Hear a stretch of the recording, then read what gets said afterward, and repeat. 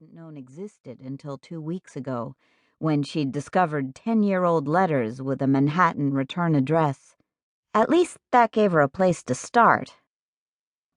It was a shame she'd connected with Mathieu on the eve of her departure, but she'd figure that out later, if later happened.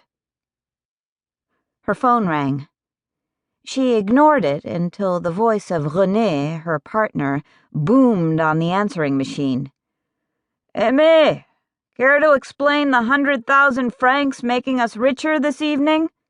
A payoff from an Eastern European arms dealer? Or did you furnish the Colombian cartel with a safe bank account?" Mathieu's eyebrows rose. She grabbed the phone, explaining, "My partner, a joker. Excuse me." She ran to the kitchen, checking the oven she never used to see if the roasted rosemary chicken had warmed up. "Damn embarrassing, René. Some joke? I'm not laughing." "Me neither," René said. "Not that we couldn't use the money. Is there something you're not telling me?" I won the lottery? Had she even remembered to buy a ticket this week? "Lottery winnings arrive in nice big checks, Aimée." He sounded serious. "I don't understand, René." "No client owes us even half that much," René said. "You checked our overdue accounts?" A snort came over the line. "Double-checked." Mathieu. And the rosemary chicken was burning. "There's gotta be a bank error. A mistake. Get over here, Aimée, and deal with this. I'm up to my neck organizing the Nadiac investigation."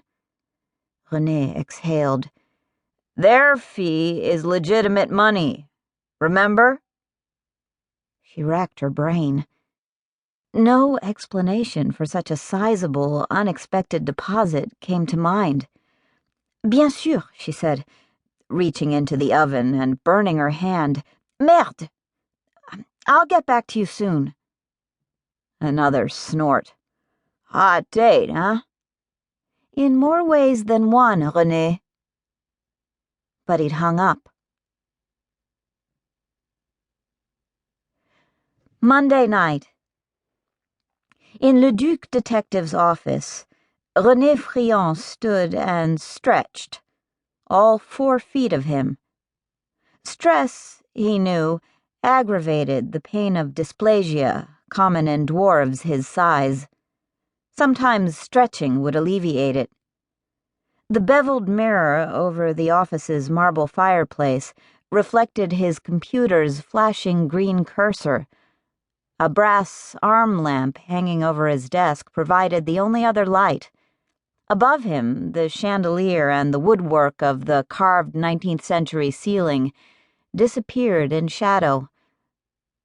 This addition of 100,000 francs to the business's currently strapped bank account raised alarms in his head.